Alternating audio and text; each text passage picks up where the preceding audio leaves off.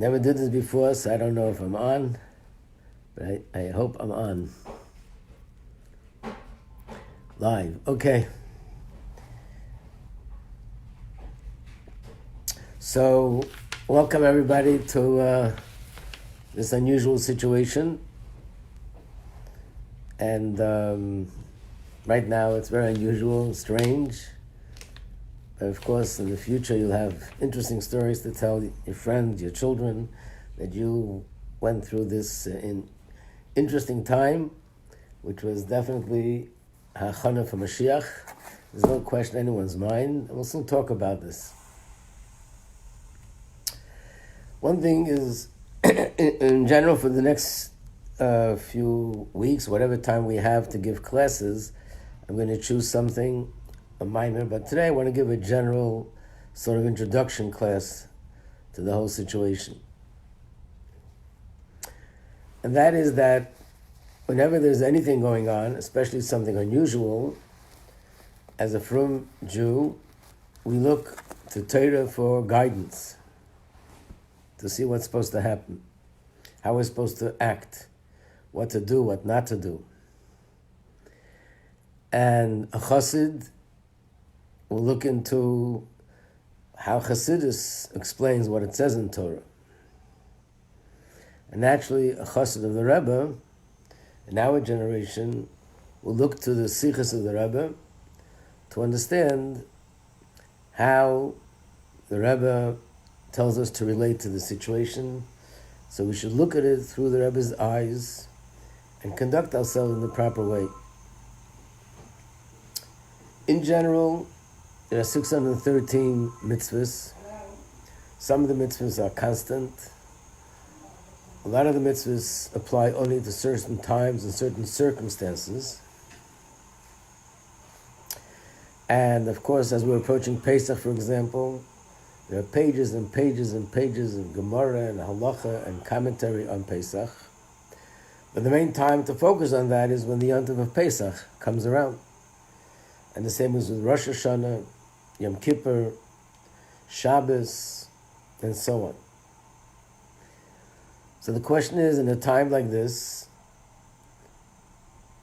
what the world is going through, what we're going through, what is sort of the mitzvah of the time, the call of the hour, the main thing that we need to focus on.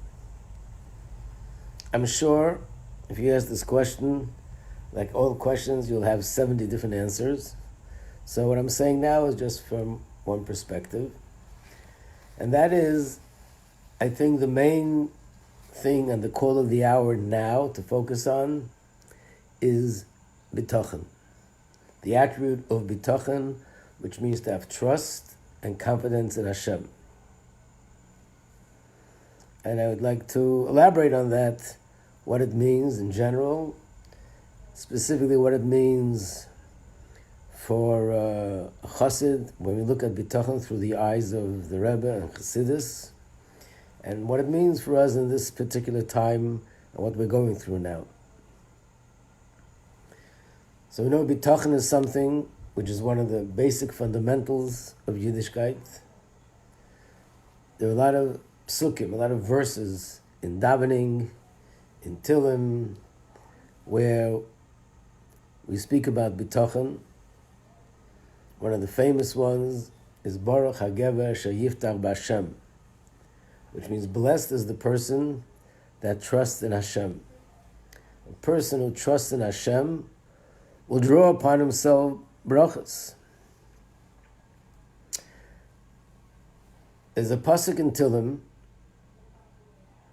it's chapter 32, pasuk Yud, where it says, "V'abeteach b'Hashem chesed yisevivenu." Those who trust in Hashem, Hashem's kindness will surround them.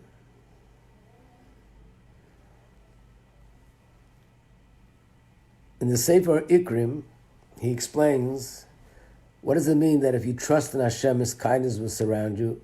It means as follows. Even if for whatever reason a person didn't deserve a certain bracha, there is a system of reward and punishment, and therefore Sometimes a person deserves a certain reward and sometimes not. So even if a person didn't deserve a certain reward, rather, chesed, habeteh b'Hashem, if a person trusts in Hashem,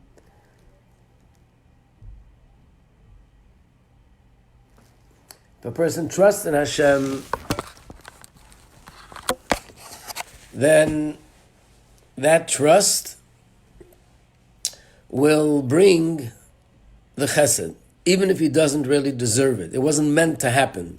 He can change that destiny. There's another sefer, Kad Kemach, also a commentary on Tillim, where he says something similar, but on the other side of the spectrum.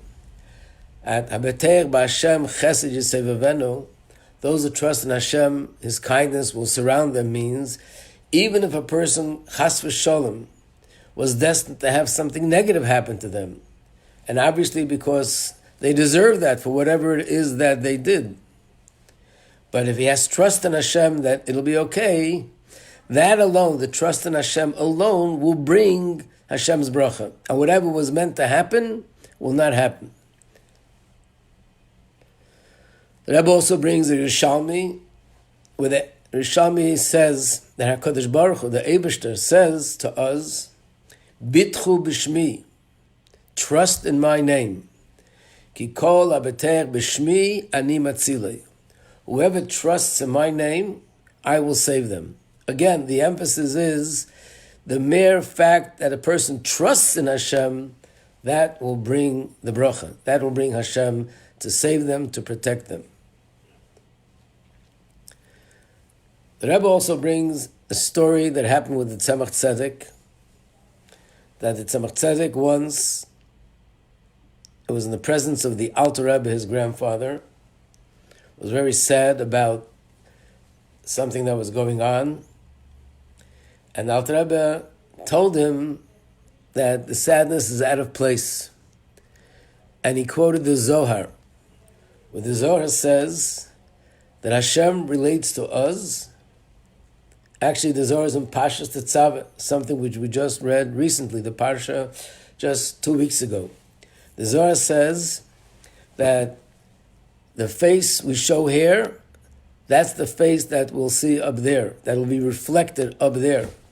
In other words, just like Begashmis, a person exposes his face to the water, to a mirror, the face he's going to see in the water or the mirror will be, of course, the face that he has. And if he's smiling, that's what he'll see reflected in the mirror or in the water.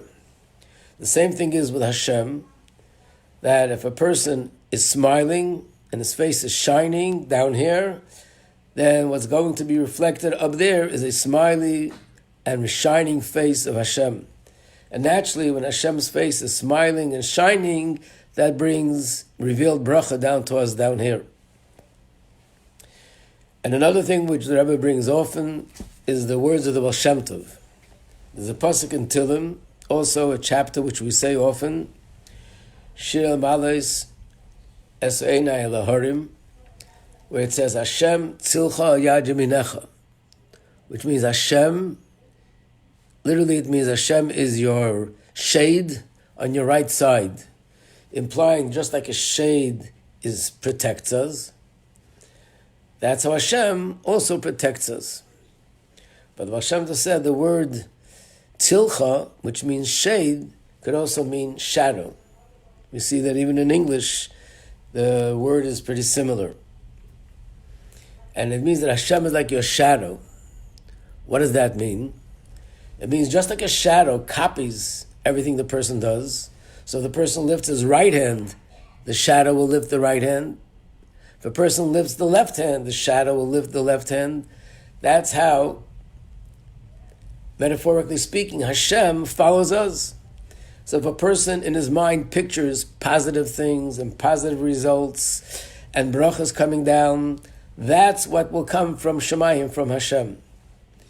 And therefore, a person should not, chas v'shalom, picture in his mind negative things, what if, and so on and so forth, not even to picture those possibilities. Because by picturing, you're actually creating it on a higher spiritual realm. So we should picture bracha, good things, positive things, and that'll create these brachas in the spiritual realm, and from there it comes down here. So now let's go just and explain a little bit more clearly what is the difference between bitachon and amunah. These are two words which usually are used interchangeably, but really they're different. They're different attributes, and they're different inyanim. Literally, amunah means to believe, to have faith and believe in Hashem. And bitachon means to trust in Hashem and have confidence in Hashem.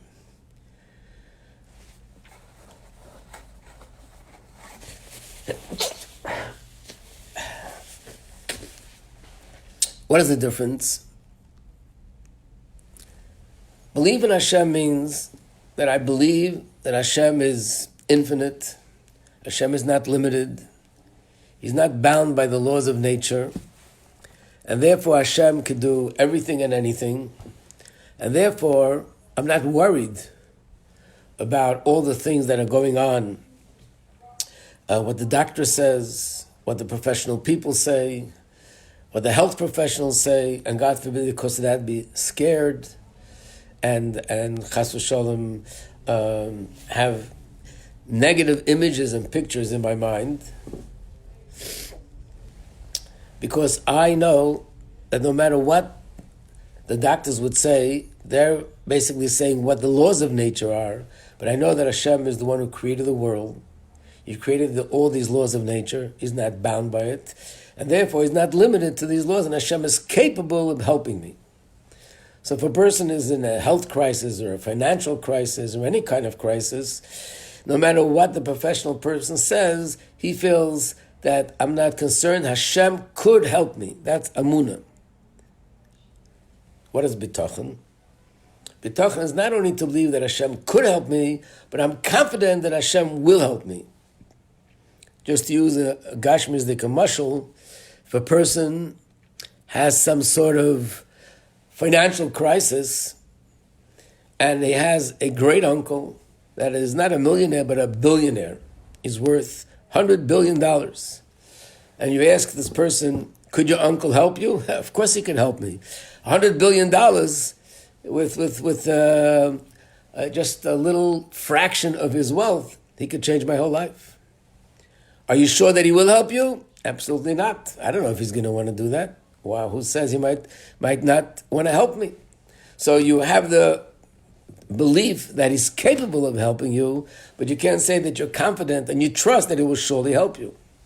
So therefore, it's possible to have amunah. I believe in Hashem that He's capable of helping me. He's not limited to the laws of nature, but I don't necessarily have that confidence that He's going to help me. That's bitachon. That a Jew is not only supposed to have amunah that Hashem could help me, but I'm supposed to have the bitachon that Hashem will help me. Be absolutely confident. But the question is, where does this confidence come from? How can a person have this confidence? So actually, there are different ways of explaining bitachon, and what I'll say now is the one level of explaining bitachon, and then there's a higher level, the way it's explained in Chassidus, and the way it's explained in Chassidus and in the Rebbe's Sichos and the Sefer, which is called Chayvus Alvavas, Duties of the Heart. In many, many letters, when people write to the Rebbe about certain situations, it's really, I can't even count the numbers. It's letters upon letters upon letters. The Rebbe refers to Chayvus Alvavas. It's a Sefer called Duties of the Heart. And he has chapters on different character traits. And one part is called Shar HaBitachon, which means the gateway to bitachon, to confidence in Hashem. And this is how the Rebbe explains bitachon. But first let me explain bitachon on a simple level, on the basic level, which in fact probably most people understand bitachon, this basic simple level. And that is that have bitachon means to have peace of mind, to be calm, no worry, no anxiety about the future. That's what it means to have bitachon Hashem. And on what is it based on? I can't say that I'm sure that Hashem is going to change things for me, because how do I know that I deserve it? There is a system of reward and punishment. That itself is one of the 13 principles of belief, which means if a person deserves, then Hashem gives him a reward. If chas v'sholom not, then things are different. So if that's the case, the person can't be sure that Hashem is certainly going to help them in their financial crisis or in their health crisis. But what is he sure? He's sure about something else. He's sure that whatever Hashem does is for the good. And therefore, he is totally and completely calm and has peace of mind. Because he says to himself, B'manushach, which means either way you look at it, have nothing to be worried about and no reason for anxiety. If this thing which looks like it's going to happen is not meant to happen, Hashem doesn't intend that to happen, then no matter how scary things look in the natural order, I'm not worried. Hashem is the one who controls nature, and he will surely make sure that it doesn't happen. If it is meant to happen from Hashem's perspective, then I'm also calm and there's no anxiety, because I trust that everything Hashem does is for the good and is for my benefit, even if I don't understand, and therefore I'm totally calm and have peace of mind and no anxiety and no worries, because everything Hashem does is for the good. That is the basic understanding of bitachon, and that's the way most people probably understand bitachon. But the Rabbi explains bitachon on a much deeper level, and the basis for that is, again, chayvus halvavis. And the Rabbi says bitachon means not only that I'm no anxiety and no worry because I'm sure whatever Hashem does is for the good, I'm actually confident that this will be good in a revealed way, in a way that I will see the good. In other words, if a person, chas v'sholom, has a financial crisis and he's worried that the bank is going to take away his house, one way is no anxiety, because if it's not meant to, no matter what, they won't take it away. And if it is meant to happen, then I'm sure it's for my good that they take away the house. The other way is I'm absolutely certain and confident that they won't take away the house and I will be living in my home without any disturbances. Or the doctor has something to say about health, I'm confident that I'll be healthy. Or in our situation right now, where everybody's worried about the virus and what's going to happen, how is it going to affect me, I am confident that I'll be okay. Where does this confidence come from? So that I've explained, this is the true inyan of bitachon. And that means that the Eibishter tells us, if you trust me, that in that merit alone, I will fulfill and I will cause the good things to happen in a way that it's good in a revealed way. In other words, it's true that there's a system of reward and punishment.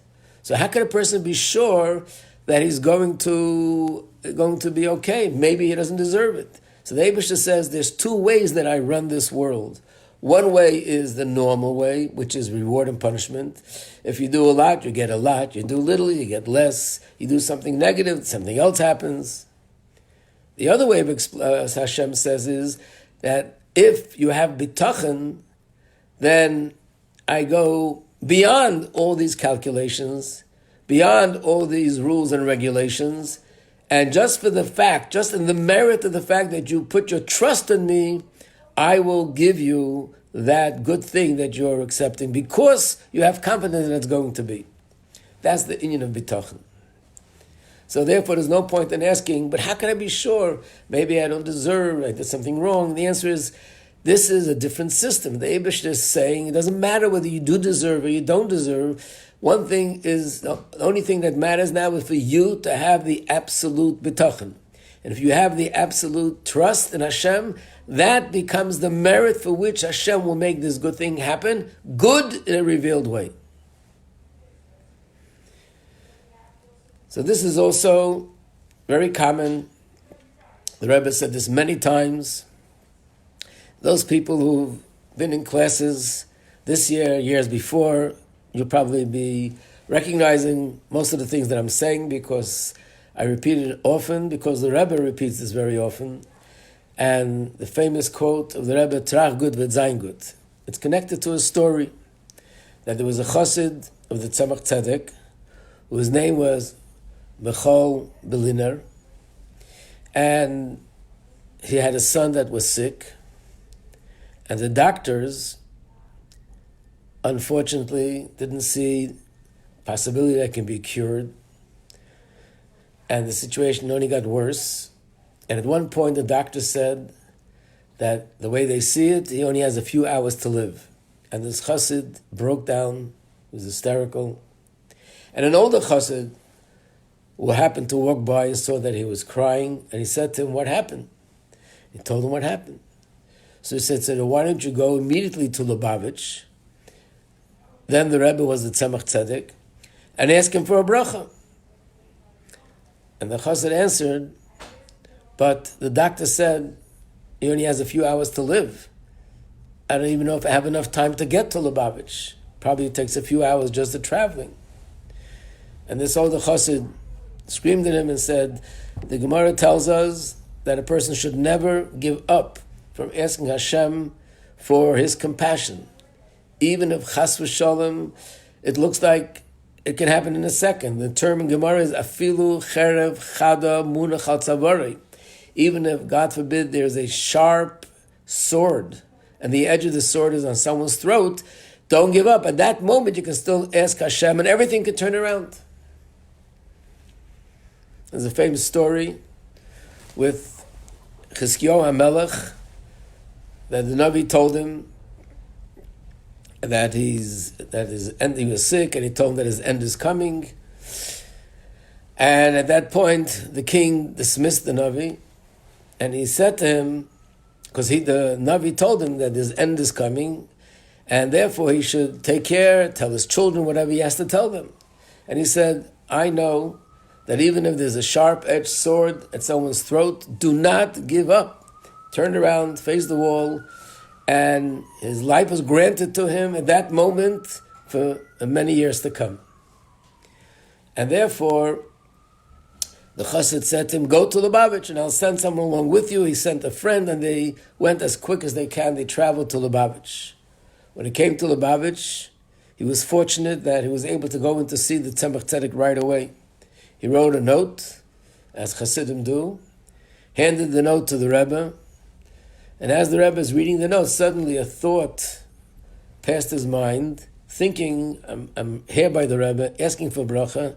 Who knows, maybe it's all over already. And at that moment, again, he burst out crying. And the Tzemach Tzedek said to him, "Was weinst du? Why are you crying? Trach gut, wird sein gut. Think positive, it'll be positive." And later, when he came home, he found out that at that moment, that's when the crisis was over, and this child grew up and lived I think he even merited to see the grandchildren from this child. And these are the words that became the most common words by the Rebbe, Trach gut wird sein gut, which means thinking positive. That in itself brings the positive, because Hashem says, if you have trust in me, then all the things that could get in the way of you getting the bracha will no longer be relevant, and they won't have any effect on you. I think of this as a mashal. It's not a mashal found in Chassidus, just to get a little picture of what we're saying, is like a person has to cross a river. And this is a river that has all sorts of dangers in the river.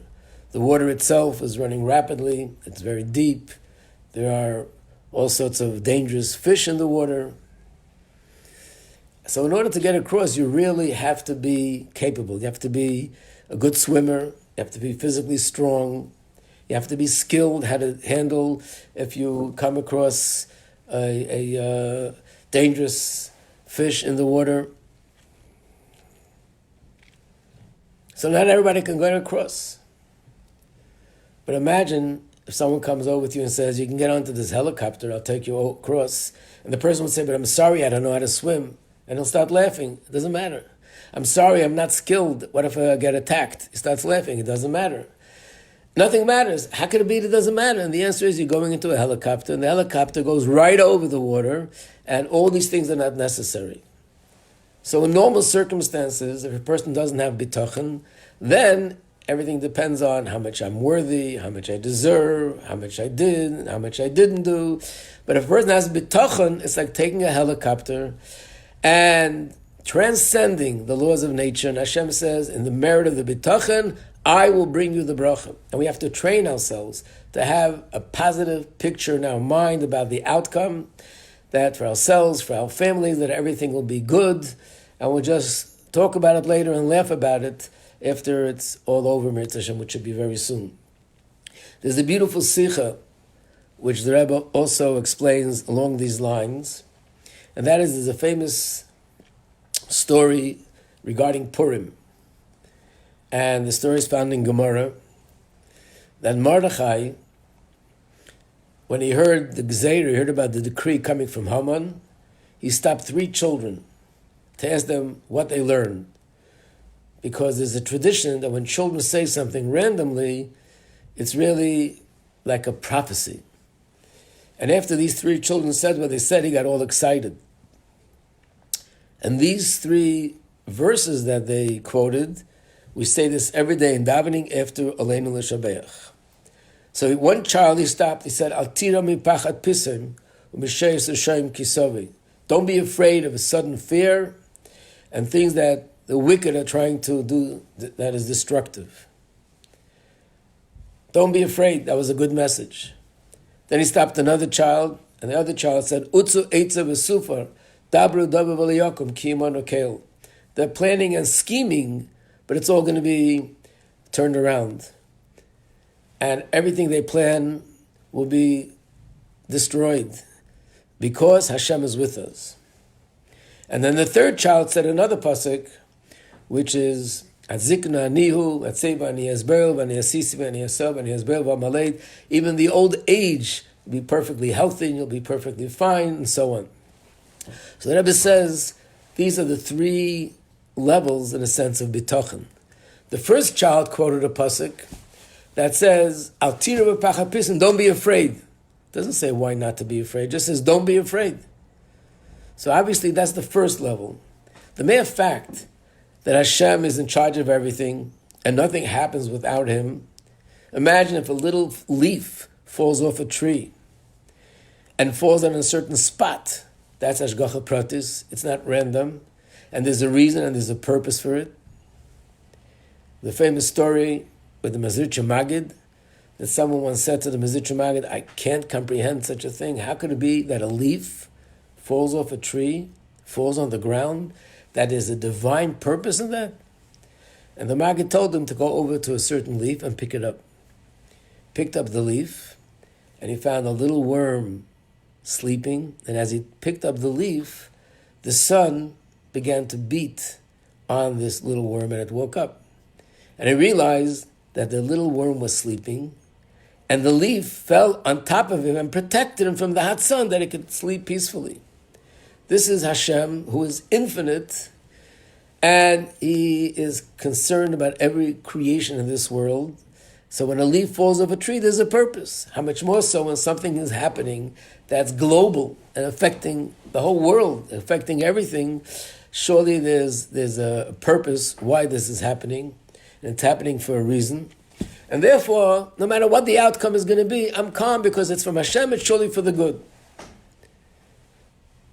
The second child said, no, it's deeper than that. Not only am I calm and I have peace of mind because I'm sure it's all for the good, but utzu eitzav v'sufa dabru dabu v'leyakum, which means their plans will be turned around. It'll be canceled because Hashem is with us, which means it'll be good in a revealed way, and that's why I'm excited. That's the higher level of bitachon.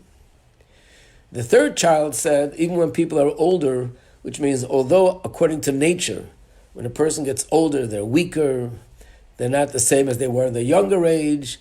But here the pasuk says that people in their older age will be just like in their younger age, with all the freshness and all the energy and all their life, which means that all the laws of nature will be canceled because Hashem is above nature.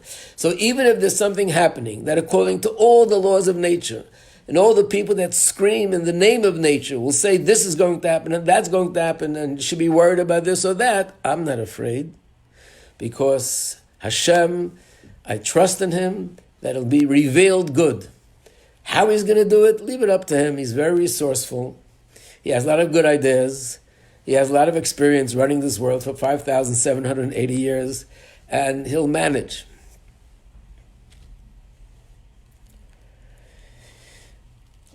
Also, there's a interesting story with a certain chassid of a Rebbe, not a Lubavitcher Rebbe, but his name was Rabbi of Primishlan, a big Hasidic Rebbe. And the chassid knew that the Rebbe's family was suffering from poverty. So he came to the Rebbe and said to the Rebbe, I want to give you 10,000 ruble. And this was a huge sum of money, and the Rebbe's family would have money to live for who knows how long. And the Rebbe said, I don't need it, I'm fine. He said, but Rebbe, you don't have an income. Of course you need it. He said, no. And he said in Yiddish, "Chab tzvei ki," which means I have 2 cows. Years ago, having a cow was a source of parnasa. The cow gives milk, you sell the milk, cheese, and other milk products. Nope. But the Rebbe says he's not lacking, he has parnasa. The chassid was a little bit lost, so he left. Then a thought occurred to him, and he went to the Rebbitzin. And he said, I want to buy those cows off you, the 2 cows, and I want to give you 10,000 ruble for the 2 cows. Now we all understand that 10,000 ruble for 2 cows is totally out of proportion, but it was just his excuse how he was going to get the Rebbe to accept the 10,000 ruble. It's not a donation, it's not a gift, I'm actually buying something. And the Rebbitzin said, it's very nice of you, very generous of you, but I'm sorry to tell you, I don't own 2 cows. He says, can be. The Rebbe told me that he's living off these 2 cows. Tzvei ki. The Rebbe said, listen, whatever my husband says is absolutely emes, but I don't know what to tell you. I don't own 2 cows.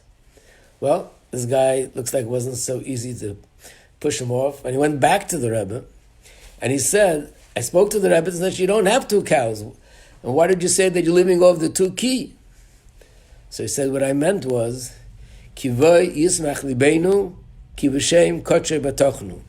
There's a pasuk, we say it in davening, Ki voy yismach libeinu, because Hashem, I rejoice with Hashem, uv'shem, ki v'shem kotre batochnu, and because I trust in His holy name. So simcha and bitochen, that's what sustains me. That's what he meant. These are the 2 keys. And I think these are the 2 keys that we have to live with right now. Simcha and bitochen, to be besimcha, and to have bitochen, that everything will turn out all right. And not only that, but that the truth is, there's no doubt that this is somehow, some way leading up to Mashiach. I just want to say a few words about that. Actually, last week was Parshas Kisisa.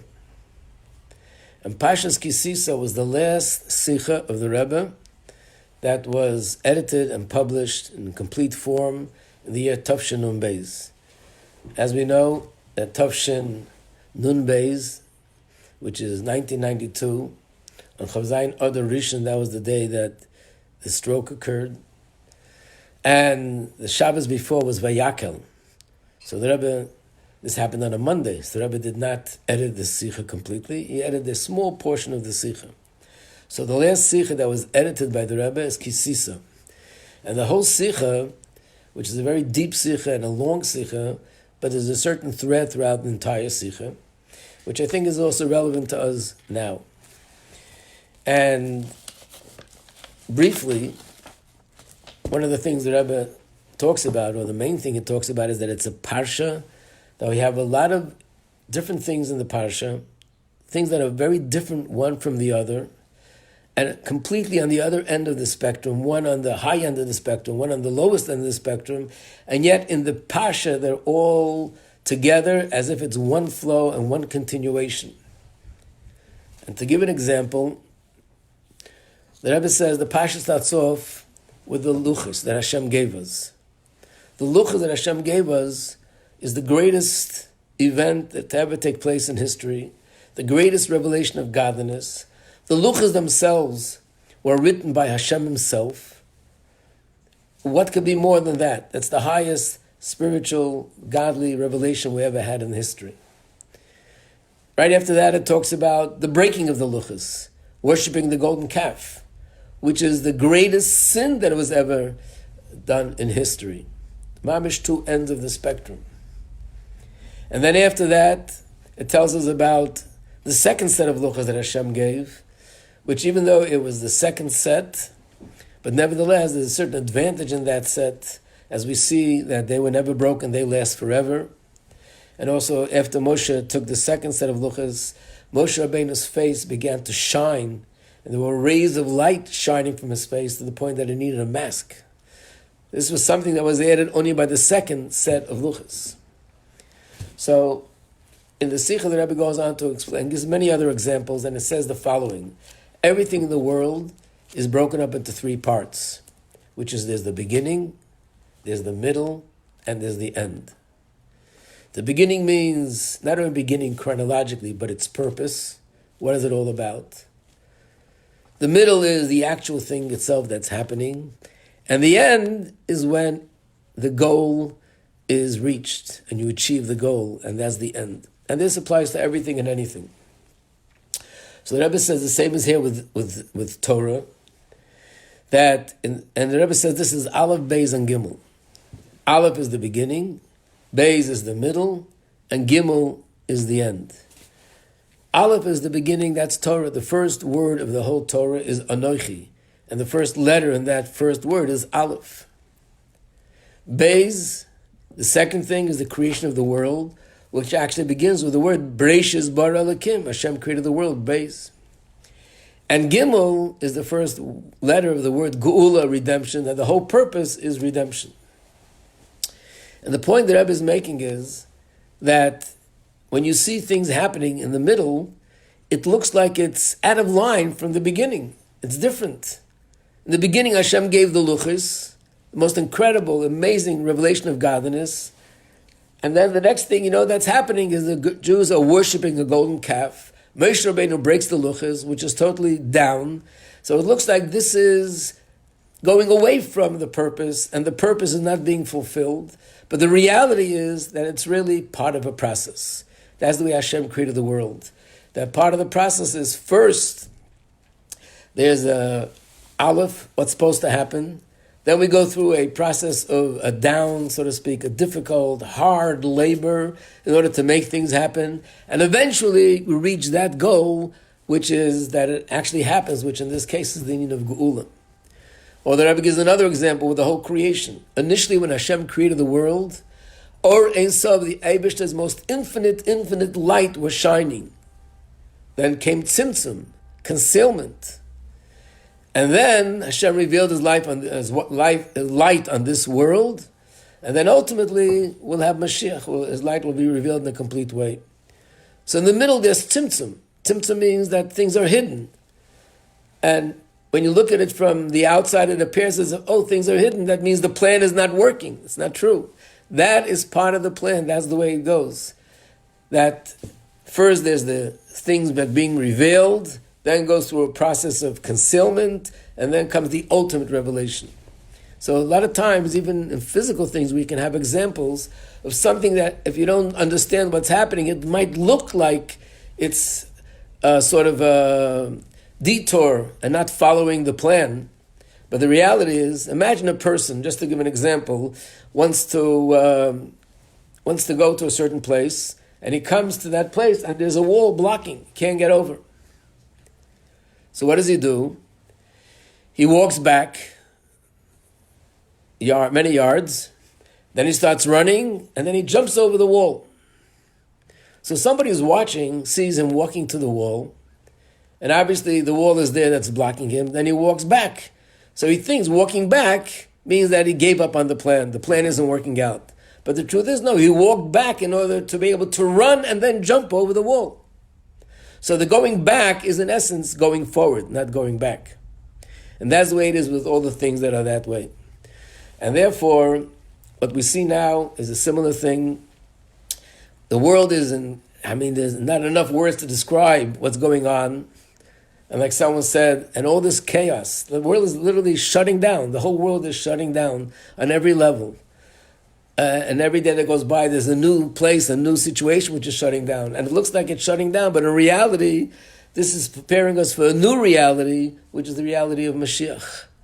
I would maybe compare it to what it says about mikveh, that how is it that a mikveh purifies a person? A man is impure, immerses in a mikveh, and he comes out and he's pure. And it says in Chassidus that the word tefillah, which means immersion in mikveh, is the same letters as the word habitl. That when a person is in one status, and he has to come to a new status, which is very different than the original status, it has to be a moment of nothingness, of bittul, and then he can go into the new status. This itself needs more time to explain. But it appears to be that we're getting ready to go into the newest status of ever. And that's why perhaps the world is shutting down in a way like it never did. I mean, everybody keeps saying that this is like something which never happened in history on such a global level. So the Rebbe will help him. We should all be strong in our bitachon, strong in our emunah, be besimcha, bring others to have strong bitachon and simcha, so that it'll only hasten that we'll see the brachas of Hashem come sooner. We'll see amazing miracles. And of course, the most amazing miracle of all miracles, we'll see this galus of Melech HaMashiach taking us out of Golus, taking Miyad Mamish.